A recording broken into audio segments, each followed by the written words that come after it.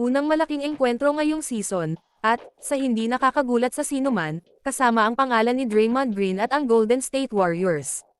Ang pangyayari ay naganap sa simula ng unang quarter, nang magkasabit sina Klay Thompson at Jaden McDaniels habang nag-aagawan ng rebound.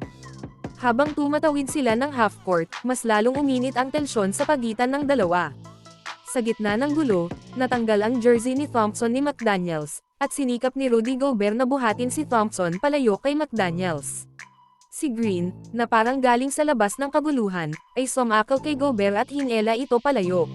Sa wakas, nakita natin na tatlong manlalaro ang na-eject matapos magkaroon ng katahimikan. Si Thompson at si McDaniels ay parehong na-eject bilang mga nagsimula, at pagkatapos ay iginawad kay Green ng isang flagrant 2 foul, na nagresulta sa kanyang pagka-ejected. Ang Warriors ay pumasok na sa laro na kulang sa tao dahil wala si Stephen Curry, at pina-start nila si Chris Paul bilang point guard. Ngayon, dahil kay Thompson at Green na itinaboy, nawalan sila ng tatlong haligi ng kanilang dinastiya sa laro na ito.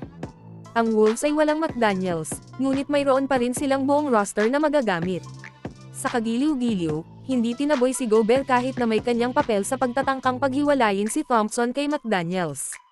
Ang ginawa ni Green ay halos pareho rin, ngunit may dalawang pangunahing pagkakaiba.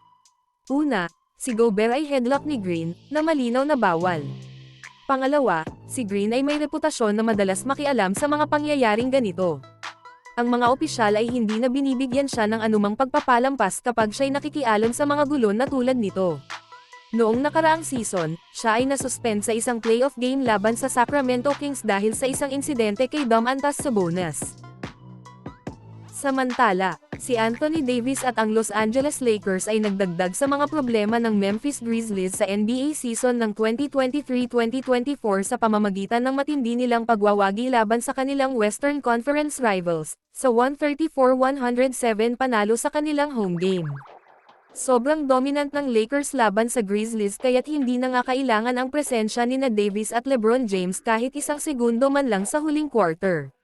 Parang insulto sa sakit na nararamdaman ng Grizzlies, sinabi ni Davis na sa palagay niya, ito ang unang pagkakataon na hindi sila naglaro ni LeBron James sa buong fourth quarter mula pa noong unang putok ng 2023 NBA playoffs laban sa parehong Grizzlies squad.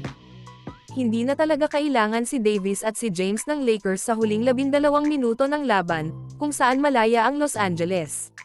Sa 27 na minuto ng aksyon, nakuha ni Davis ang 19 na puntos at 11 rebounds kasama ang 6 na blocks.